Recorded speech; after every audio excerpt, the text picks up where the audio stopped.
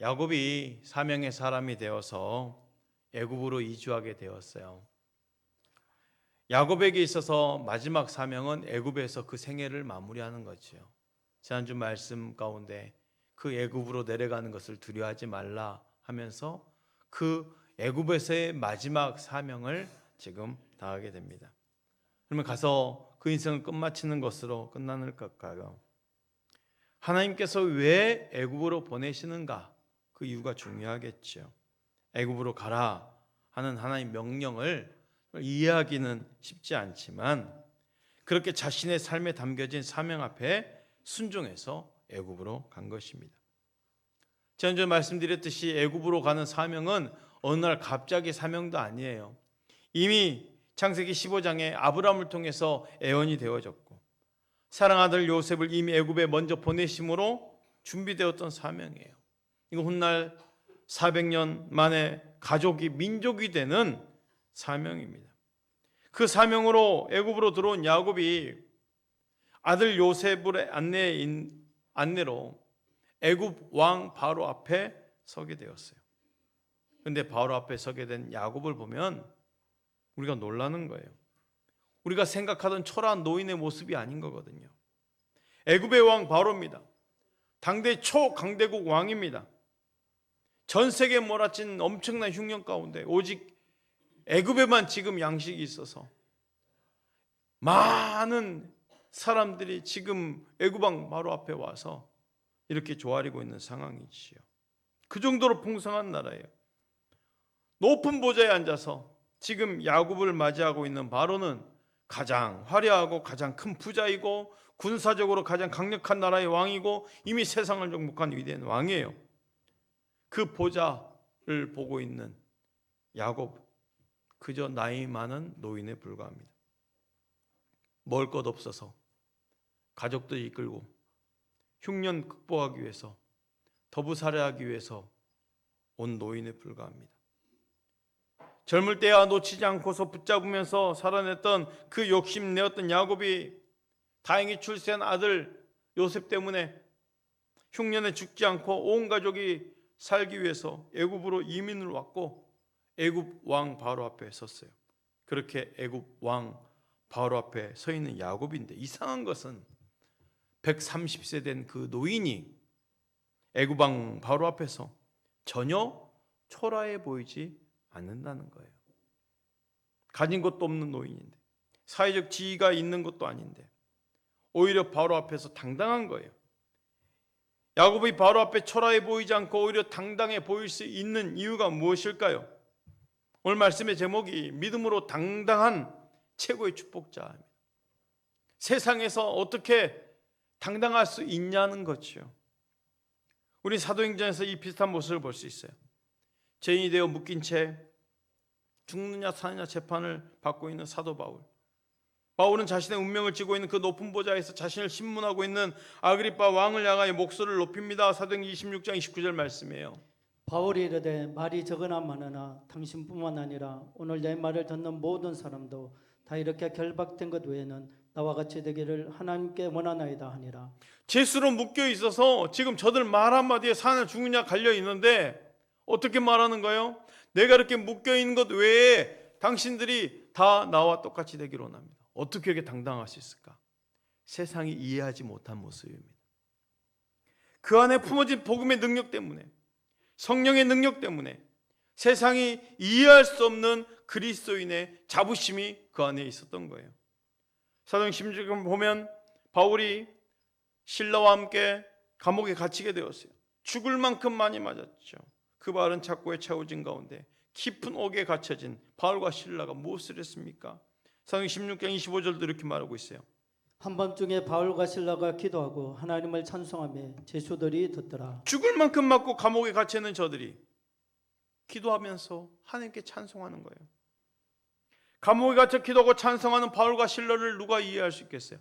간수들도 이해 안 하고 옆에 있는 같이 갇혀 있는 죄수들도 이해가 안 되는 거죠. 세상이 이해할 수 없는 사람들이에요. 많이 맞았으니까 아프다 해야 되잖아요. 억울하게 갇혔으니까 억울하다 해야 되잖아요. 아픔과 억울함을 호소하는 것이 아니라 오히려 더 기도하고 찬송을 하니 세상이 이해할 수 없는 사람들이요, 세상 앞에 당당한 저들입니다. 곧 그리스도인들이죠. 이스라엘 된 야곱 보십시오. 그는 무엇으로 당당했을까요? 얼마든지 초라해 보일 수 있고 얼마든지 아무것도 아닌 것처럼 보여질 수 있는 노인일 뿐인데 무엇으로 바로 왕 앞에 당당할 수 있었냐는 거예요. 먼저는 이스라엘 된 이 야곱에게는 분명하게 정리되어 있는 것이 있었어요. 하나님 앞에서 분명한 자기 확신이에요. 무엇이냐? 하나님이 아브라함의 하나님이요, 이삭의 하나님이죠. 그 하나님을 넘어서 이제 나의 하나님이라는 거예요. 그 하나님이 나의 하나님 되어 있던 거예요. 무엇보다 나 나이 많아 늙었지만 신앙적 차원 이제 인생이 무언가 깨달아 알게 된 거예요. 그 이스라엘 된 야곱이 바로 앞에서 했던 것을 보십시오. 창세기 47장 7절 말씀 우리 함께 봉독해 봅시다. 시작. 요셉이 자기 아버지 야곱을 인도하여 바로 앞에 서게 하니 야곱이 바로에게 축복하며. 누가 누구에게 축복하는 거예요? 야곱이 바로 왕을 축복하는 거예요. 세상이 이치는 누가 누구를 축복한 게 맞아요. 가진 자가 그 노인을 축복한 게 맞잖아요. 누가 봐도 바로 왕이 빈말이라도 이 땅이 요셉의 그 총리로 인해서 번성했으니 요셉의 아버지시냐고, 어느 곳이든 마음껏 누리며 살아라고 이렇게 축복해 줄 수 있는 것은 바로의 특권이겠죠. 그런데 130세 된 노인이 오히려 바로를 축복하는 거, 뭘 가졌다고 본인이 바로를 축복합니까? 도대체 어떤 당당함으로 그렇게 서 있냐는 거예요. 분명한 자기 확신이에요. 하나님이 나의 하나님이라는 거지요. 따라합시다. 하나님은 내 하나님이 되십니다. 아멘. 요셉의 안내로 바로를 아련하는 가운데 이스라엘 된 이 야곱이 바로를 축복하고 있어요. 높은 보좌에 앉아있는 바로가 야곱을 축복한 것이 아니었어요. 초라한 노인이, 이제 다 망가져 보이는 인생으로 보이는 듯한 이 노인 야곱이 높은 보좌에 있는 바로를 축복하는 거예요. 이해가 되십니까? 세상이 보면 이해할 수 없는 장면이에요. 그런데요, 무엇인가 설명할 수 없는 멋져 보임이 지금 여기 있어요. 언제까지가 될지 모르지만 더부살이온 야곱이 당시 세상에서 제일 큰 왕 앞에 당당한 거예요. 먹고 살 것이 없어서 고향을 떠나서 애굽에 살겠노라고 들어온 이방인 야곱이 이렇게도 당당한 거예요. 아마도 바로 왕뿐이겠어요. 그 세상 어떤 왕 앞에서도 지금 야곱은 당당할 거예요. 세상의 돈 앞에서도, 세상의 권력 앞에서도, 초라한 자신의 인생 앞에서도 스스로 당당한 야곱입니다. 여러분, 없다고 없어 보이는 게 아니에요. 약하다고 약해 보이는 것도 아닙니다. 우리는 같은 하나님 믿고 같은 복음을 품고 있잖아요. 저와 여러분도 똑같은 복음입니다. 남보다 너 이런 것도 없다면서 스스로 작아져 보이진 않습니까? 지금 무엇인가 잘 풀리지 않다고 해서 스스로 초라해져 있진 않나요? 무슨 일이 잘 되고 있지 않다서 몇 번 실패했다고 그래서 무너져 가고 있진 않습니까? 세상에 잘난 사람들 앞에서 초라한 자신을 보면서 자존심 상해 있진 않은지요? 다윗을 보십시오. 골리앗 앞에 선 다윗, 전쟁터입니다. 군인이라면 입고 있어야 할 갑옷도 입지 않고 있는 다윗이에요. 군인이라면 들고 있어야 될 칼도 없는 다윗이에요. 그가 들고 있는 것은 새나 잡고 동물이나 쫓아낼 정도의 물맷돌입니다. 그 모습으로 자신과 싸워 이기겠다 달려오고 있는 이 다윗을 골리앗은 이렇게 말하고 있어요. 사무엘상 17장 43절 말씀. 블레셋 사람이 다윗에게 이르되 내가 나를 괴로 여기고 막대기를 가지고 내게 나왔느냐 하고 그의 신들의 이름으로 다윗을 저주하고. 네가 나를 괴로 여기고 막대기나 들고 왔냐. 이 골리앗 보기에는 지금 어이가 없는 거죠. 전쟁터에 그냥 막대기 하나 들고, 막대기 개나 잡으려고 온 그 막대기로 지금 달려들고 있는 소년 다윗 그 모습인 거예요. 상대적으로 골리앗은 그 키가 6규빗 한 뼘이라고 했어요. 우리 지수로 계산하면 3m가 넘습니다. 노툭을 썼고 그 갑옷의 무게가 노시 5,000세겔, 창자루가 배틀 채갖고 방패를 든 사람이 따로 있을 정도로 그렇게 무장하고 있어요. 어찌 보면 이 작은 소년 앞에 서 있는 엄청난 골리앗의 모습은 우리가 살아가면서 대면하고 있는 세상의 모습인지도 모르겠어요. 나는 가진 것도 없고 무장할 무기도 없는데 상대는 내가 원한 것 그 이상을 가지고 있어요. 내가 감당하기 힘든 것 다 가지고 있어요. 세상은 너무 커 보이고 세상 앞에 난 너무 작아져 보이네요. 무엇인가 하고 싶은데 내게는 칼도 없고 창도 없고 무기도 없고 자금도 없고 재주도 없고 능력도 없습니다. 이제 우리 청년들도 함께 하지만 무엇보다도 이제 막 세상을 향해서 발을 내딛고 있는 우리 청년들, 내가 가지고 있는 칼과 창보다 세상에 딱 발을 내딛어 보니 수많은 경쟁자들 앞에 나보다 더 큰 칼을 잡고 있고 더 큰 창을 갖고 있는 화려한 스펙을 무장하고 있는 경쟁자들 앞에 이미 세상에 나가지도 보내 힘을 다 잃어버리고 맙니다. 그러나 그 엄청난 골리앗 앞에서 다윗은 키가 죽거나 작아지지 않았어요. 세상의 그 모든 조건을 갖추고 있는 골리앗 앞에서 다윗은 자기 자신이 초라하다 하지 않았어요. 보이는 것은 아무것도 없지만 선포하며 달려가네요. 나는 만군의 여호와 이름으로 내게 달려가노라요. 사랑하는 성도 여러분, 세상은 더 큰 칼이 있어야 되고 더 큰 창이 있어야 된다고 말하지만 우리에게는 예수 그리스도만 있으면 됩니다. 오직 여호와 이름이면 충분합니다. 성령 충만한 베드로와 요한도 보십시오. 은과 금은 내게 없거니와 내게 있는 것을 내게 주노니 나사렛 예수 그리스도 이름으로 일어나 걸어라 했어요. 내가 가지고 있는 건 예수면 충분하다는 거죠. 성령 충만함으로 당당한 베드로와 요한이에요. 우리가 어떻게 세상에서 당당할 수 있겠어요? 그러나 예수 안에 있기만 하면 이렇게 당당할 수 있다는 거죠.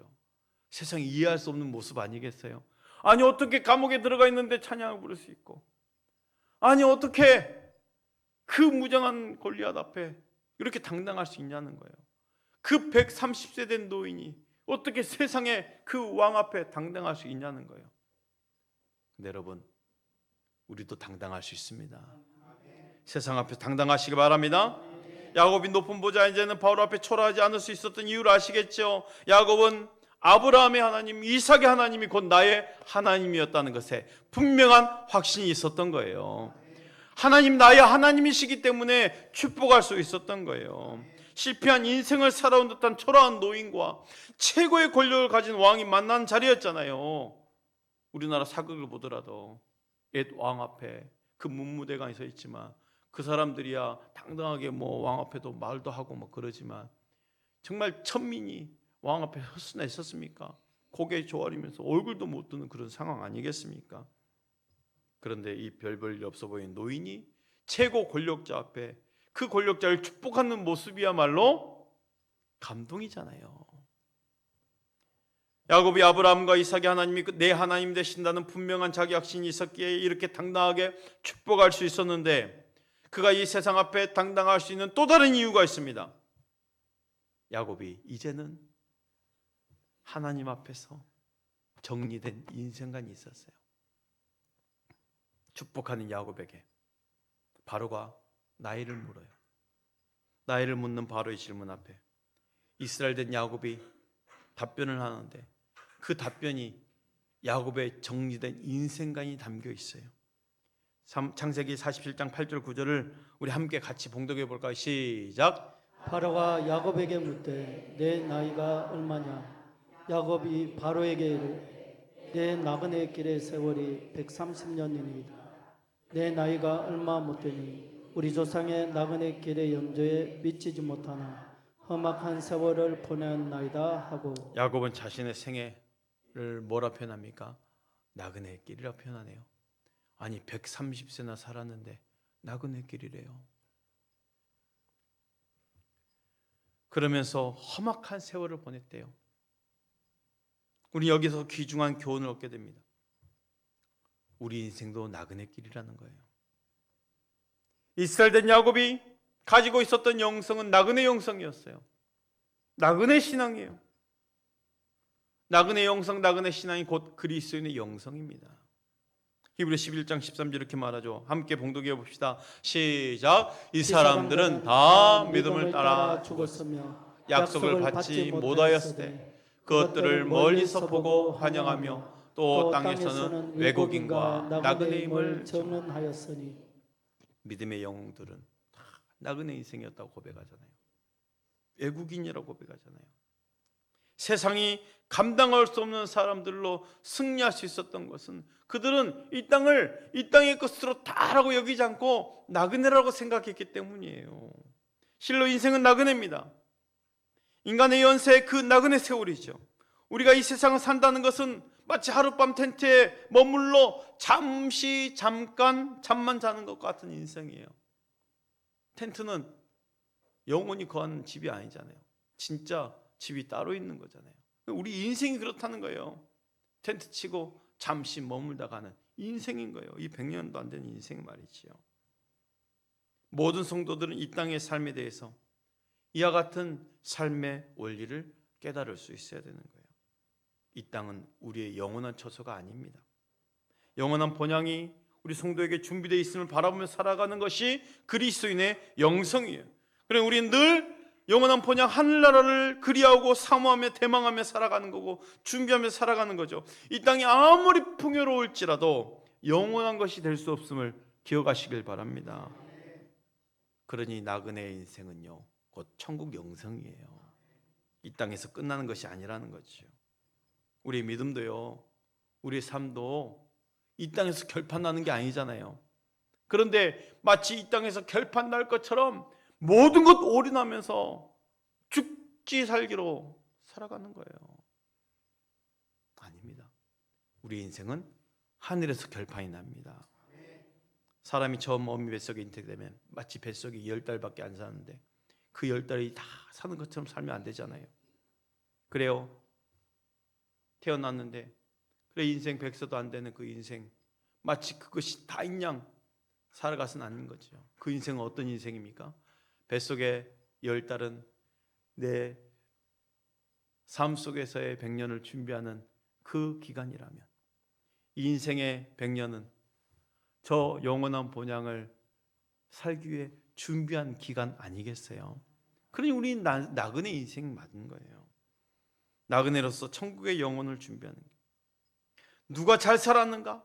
누가 믿음이 좋았는가는 이 땅에 우리의 인생 나그네 삶을 마치고 저 천국에 가야 결판이 나는 거예요. 아, 믿음으로 잘 살았구나.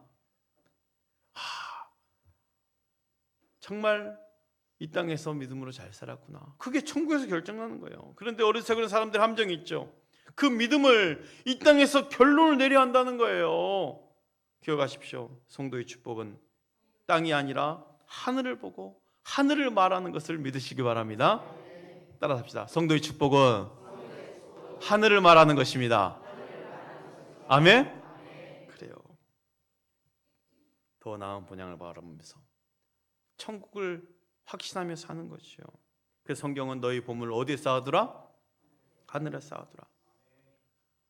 그걸 보면 뭘 알 수 있어요? 우리 삶의 목적이 어디에 있어야 되는지를 분명히 보여주는 것 아닙니까? 아, 우리 삶의 목적은 하늘에 있구나.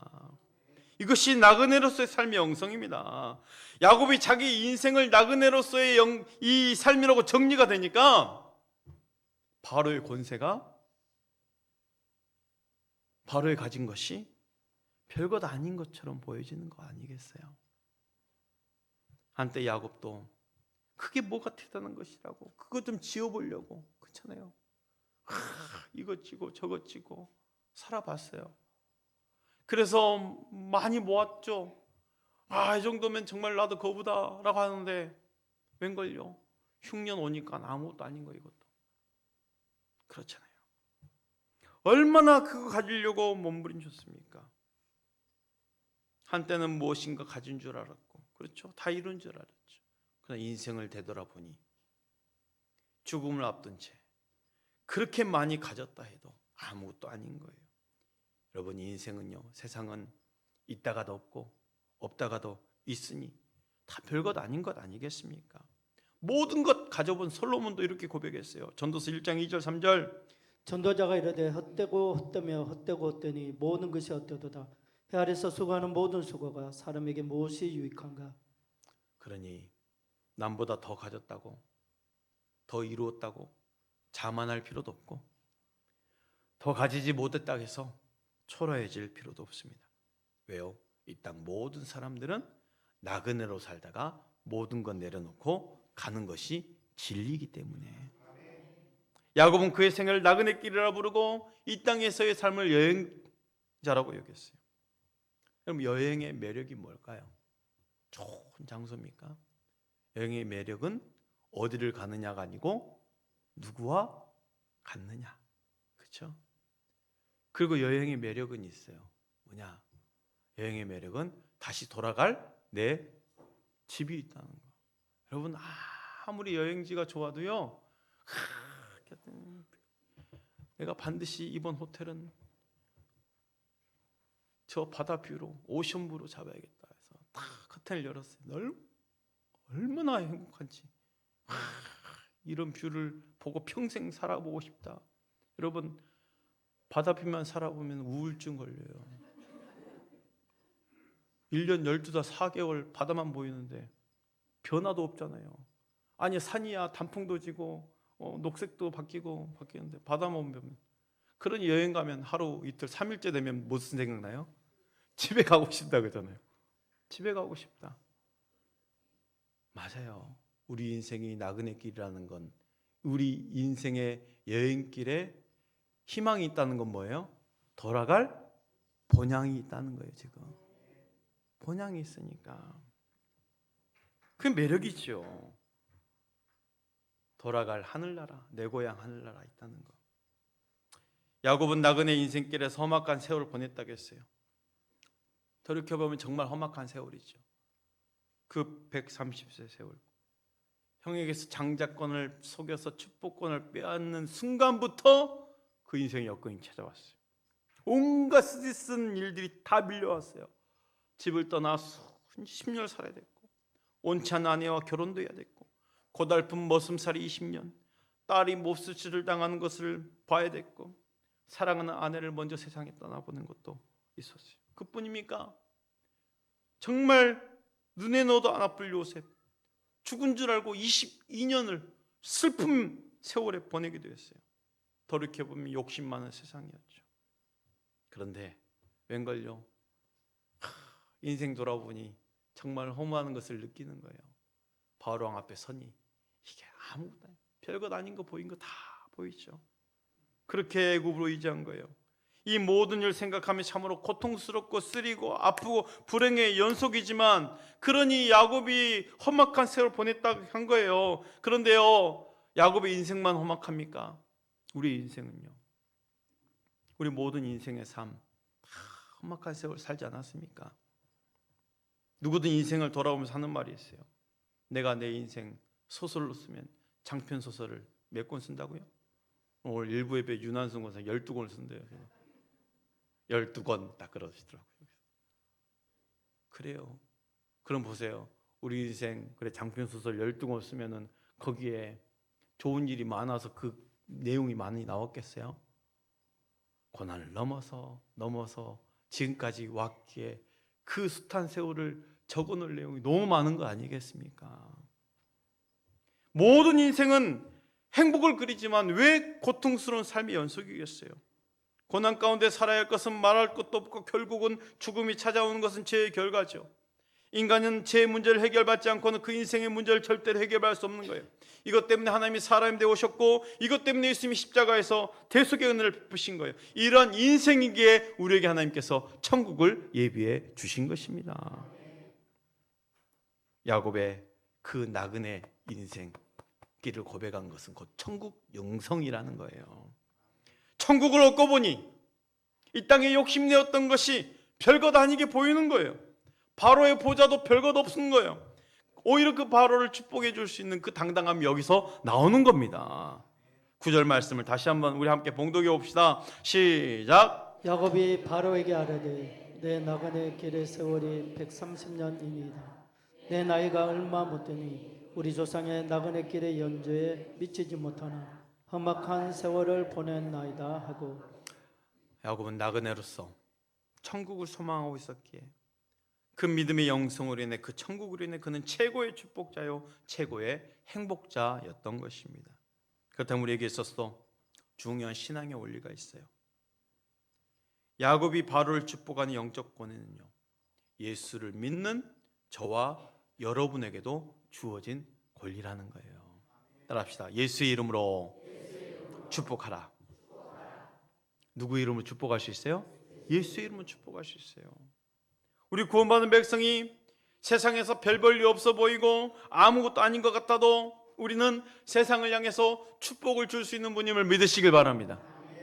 세상을 향해서 축복을 선포할 수 있는 샬롬을 가지고 있는 사람을 믿으시길 바랍니다. 그리스도인들은 어느 곳이든 가장 먼저 가는 곳, 어느 곳이든 가면 가장 먼저 하는 게 뭐예요? 딱 앉았어요. 다 기도해요. 가는 곳마다 기도해요. 그렇잖아요. 그러면 그 기도 가운데 그 기도의 내용 중에 가장 먼저 든 기도는 뭘까요? 주님, 이곳에 축복하여 주시옵소서요. 그 집을 축복하는 거죠. 내가 찾아온 이곳이 하나님 은혜가 은혜되고 축복이 축복되길 기도하는 거예요. 왜 그럴까? 우리 그리스도인들 축복을 가지고 다니는 사람이기 때문에. 저와 여러분 예수의 이름을 가진 축복자임을 믿으시길 바랍니다. 하나님이 아브라함을 갈대 우르에서 부르시며 너는 복이 될지라 복의 근원이 될지라 하면서 주신 말씀이 있어요. 창세기 12장 3절 말씀이에요. 너를 축복하는 자에게는 내가 복을 내리고 너를 저주하는 자에게는 내가 저주하리니 땅의 모든 족속이 너로 말미암아 복을 얻을 것이라 하신지라.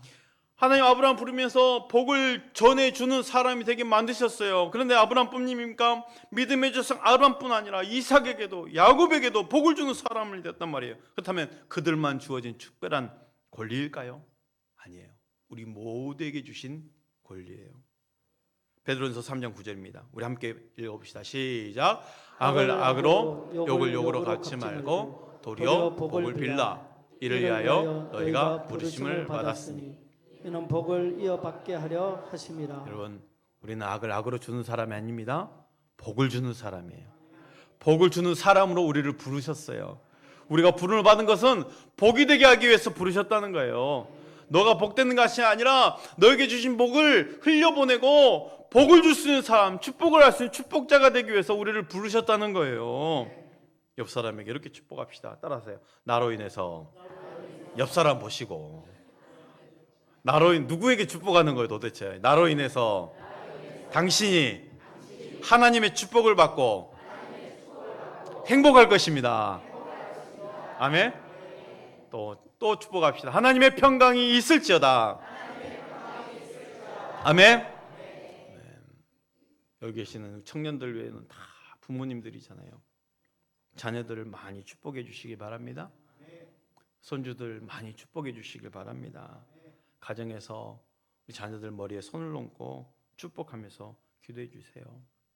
자녀들이 어떤 일을 시작할 때, 또한 뭔가 일을 하려 할 때, 혹여 잠자리에 들 때, 여행을 떠날 때 하나님 주신 권위로 축복하시고, 또한 자녀들뿐만 아니겠습니까? 나는 축복을 줄 수 있는 자라는 그 자부심을 가지고 세상 앞에서 어디든지 당당할 수 있기를 축복합니다.